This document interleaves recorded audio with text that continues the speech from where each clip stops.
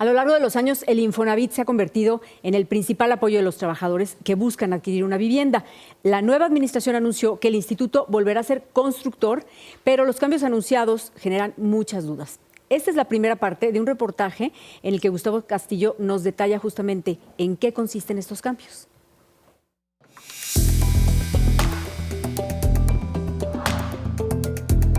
Un año después de su creación en 1973, el Instituto del Fondo Nacional de la Vivienda para los Trabajadores construyó la primera unidad habitacional en Iztacalco, en la Ciudad de México. El Infonavit nació con el objetivo de construir viviendas para atender la demanda en el país.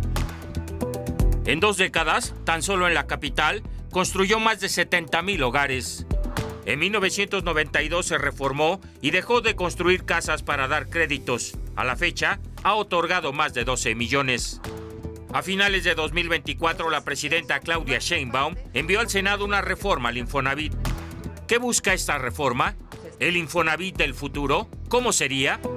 Que se puedan construir viviendas de interés social y que no solamente el Infonavit sea un fondo de ahorro que distribuye recursos a desarrolladores inmobiliarios, sino que sea un fondo de ahorro que permita que los trabajadores puedan tener vivienda, que al final ese es el objetivo central del Infonavit.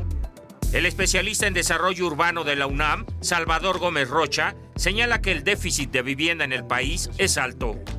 Puede ir de 4 a 8 millones de viviendas, porque el rezago no solo está en las viviendas que hacen falta para los nuevos hogares, sino también el rezago está en la calidad de las viviendas.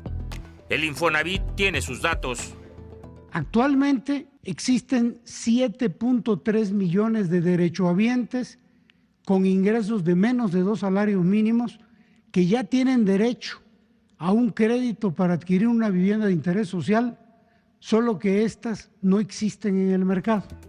Lo más importante, preguntan los especialistas, es dónde se construirán las viviendas.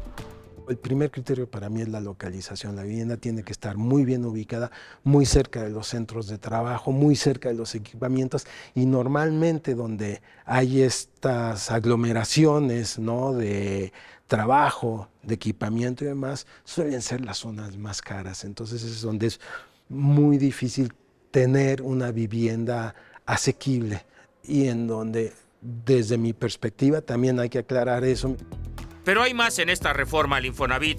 Crea una empresa para la construcción de casas de interés social. Busca ofrecer renta de casas con opción a compra. Además, plantea que el director general del Infonavit sea nombrado por el Ejecutivo Federal y derecho a veto. El gobierno federal tenga mayoría en órganos de gobierno. Y un punto que ha llamado la atención, pueda disponer de los recursos del Fondo de Vivienda. En el Senado, Morena y sus aliados la aprobaron sin problema, pero la oposición lanzó la alerta. El artículo 42 establece que el gobierno, su gobierno, va a disponer, esa es la palabra que usa, del dinero de los trabajadores. Le llega a las trabajadoras y a los trabajadores el saldo de su Afore. Y en ese saldo hay una subcuenta de vivienda. Las subcuentas de vivienda de todos los trabajadores sumadas son 2 billones de pesos. El proceso legislativo se detuvo, ya no pasó en la Cámara de Diputados. El gobierno federal salió al paso y denunció corrupción dentro del Infonavit. Se han identificado 22 proyectos autorizados entre 2017 y 2018 que no han sido concluidos y que presentan adeudos vencidos con el Infonavit en el orden de 575 millones de pesos. Adicionalmente a esto, existen 18 desarrolladores con adeudos por 768 millones de pesos. La presidenta Claudia Sheinbaum aclaró que la idea de la reforma es acabar con la corrupción. Aseguró que el dinero de la subcuenta de vivienda de los trabajadores no corre riesgo. Lo que estamos planteando con la reforma es un cambio en la estructura del Infonavit. Que sea transparente, que los trabajadores tengan la certeza de que están bien cuidados sus ahorros, que haya absoluta transparencia en la asignación de viviendas, en la asignación de créditos, y que tenga una estructura pues que permita un control y una auditoría. Aún así, hay dudas. Siempre teniendo como objetivo el resguardo de esos fondos en esta reforma a la ley del Infonavit, esos 2.4 billones de pesos que son recursos de los trabajadores, que tienen nombre y apellido, que son aportados por el gran esfuerzo de las micro, pequeñas y medianas y grandes empresas. Coparmex considera que estos recursos deben permanecer bajo la supervisión de la Comisión Nacional Bancaria y de Valores, además de la Secretaría de Hacienda.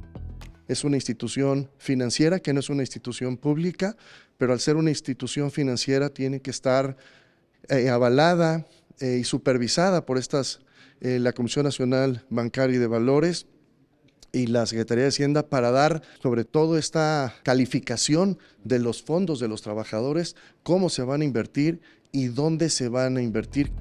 La CTM y el Congreso del Trabajo exigen que la subcuenta de vivienda se utilice para los trabajadores formales.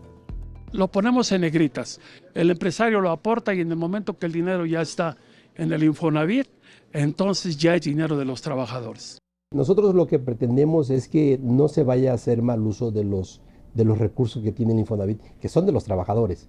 El instituto para nosotros es de los trabajadores y para los trabajadores. Con uno, Gustavo Castillo.